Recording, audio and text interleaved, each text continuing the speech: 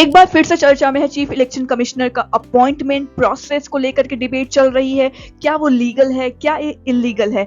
आज के लेक्चर में हम लोग बात करेंगे कि इनका प्रेजेंट टाइम पे अपॉइंटमेंट क्या चल रहा है और क्या डिबेट चल रही है। सुप्रीम कोर्ट में जो पिटीशन फाइल हुई है वो किस रिस्पेक्ट में है।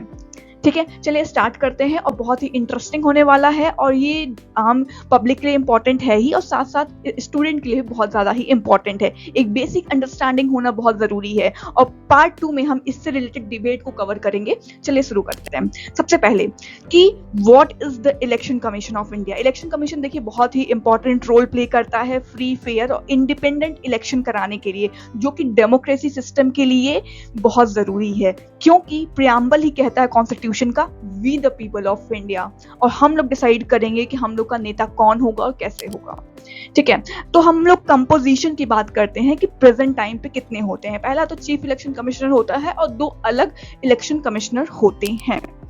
एंड इनके अपॉइंटमेंट का जो प्रोसेस आया था 2023 के एक्ट के थ्रू, वो ये था कि इनको जो है cabinet secretary plus prime minister plus leader of opposition जो है इनका चुनाव करेंगे, इनका नाम सेलेक्ट करेंगे और इनको ही अपॉइंट कर दिया जाएगा। और इनके इसी प्रोसेस पे अभी करंट टाइम पे डिबेट चल रही है, क्योंकि जो पहले का प्रोसेस था वो अनूप बनरवाल केस में वो सीजीआई का था और इन्होंने सीजीआई को हटा करके कैबिनेट मिनिस्टर को ला दिया। तो ये इनके लीगैलिटी पे क्वेश्चन किया जा रहा है, क्या ये लीगल है, क्या ये सही है, क्या इससे फ्री एंड फेयर अपॉइंटमेंट होएगा।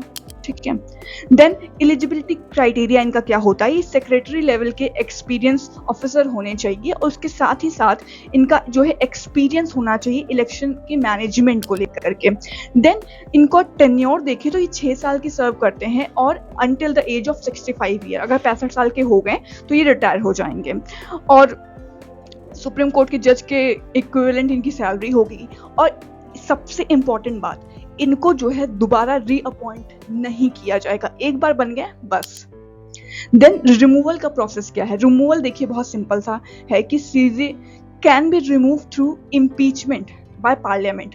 CEC मतलब चीफ इलेक्शन कमिश्नर के हम रिमूवल की बात कर रहे हैं, वो पार्लियामेंट के थ्रू ही रिमूव होंगे। लेकिन इलेक्शन कमिश्नर जो है वो सिंपल से रिमूव हो सकते हैं अगर नाम रिकमेंड कर दिया जाता है चीफ इलेक्शन के द्वारा कि जो है इस इलेक्शन कमिश्नर जो ऑफिसर हैं इनको जो है हटा दीजिए, तो वो सिंपल से हो जाएंगे। देन कंट्रोवर्सी क्या चल रही है। कंट्रोवर्सी देखिए मेन डिबेट यहीं पे आ रही है कि क्यों आपने CJI को हटा करके कैबिनेट मिनिस्टर को लाया, क्योंकि अगर आप कैबिनेट मिनिस्टर को ला रहे हैं तो वो सबसे साफ सीधी बात है वो सरकार का ही साथ देगी, जो रूलिंग पार्टी है उनका ही साथ देगी। और प्राइम मिनिस्टर तो है ही अपने साथ, वो अपने ही मनपसंद व्यक्ति को चुनेंगे कि जो उनका इलेक्शन में साथ दे। ठीक है, जो इलेक्शन में कैंपेन चलाते टाइम जो अभी वेस्ट बंगाल में हुआ, ठीक है, उन सब में साथ दे। तो देखिए फ्री एंड फेयर इलेक्शन कराना बहुत ज़्यादा ही ज़रूरी है, वो अपने डेमोक्रेसी सिस्टम के लिए भी बहुत ज़रूरी है। तो ये प्रोसेस को चैलेंज किया गया है और फ्री और फेयर जो प्रोसेस होता है अपॉइंटमेंट का उसको फॉलो किया जाए, इस चीज़ पे डिबेट चल रही है। और सुप्रीम कोर्ट बहुत ही जल्द एकदम जस्ट लीगल स्टेटमेंट पास करेंगे और इनका फेयर इलेक्शन होगा। और आप लोग बताइए, क्या ये प्रोसेस लीगल था? जो अपॉइंटमेंट हो रहा था वो लीगल था? क्या इससे हम लोग की डेमोक्रेसी पे आंच नहीं आ रही है? We the people of India जो हम लोग चाहते हैं वो, मतलब आप तो एक है कि आपको पावर दे दी गई है पार्लियामेंट को कि आप अमेंड करिए, आप कोई भी लॉ पास करिए, तो आप कोई भी लॉ पास किए जा रहे हैं। बेसिक स्ट्रक्चर का ध्यान है कि नहीं? केशवानंद भारती केस में क्या हुआ था, आप मान लीजिए डायरेक्ट डेमोक्रेसी को एंड नहीं किए, आप सीधे एंड कर दिए इलेक्शन प्रोसेस के, इलेक्शन कमिश्नर को ही अपॉइंट कर रहे हैं अपनी मन मर्जी से। ठीक है, इस चीज को समझिएगा और नेक्स्ट वीडियो हम लोग डिस्कस करेंगे कि कैसे जो है ये डिबेट जो है बढ़ रही है और क्या प्रोसेस, क्या एक्शन लिया जाएगा। और थैंक यू। अगर वीडियो आपको अच्छा लगा हो तो आप ऐसे ही लीगल अपडेट के लिए आप हमारे चैनल को फॉलो कर सकते हैं। और बेसिक स्ट्रक्चर डॉक्ट्रिन को भी समझने के लिए आप मतलब अगर समझना है तो आप मुझे कमेंट कर सकते हैं।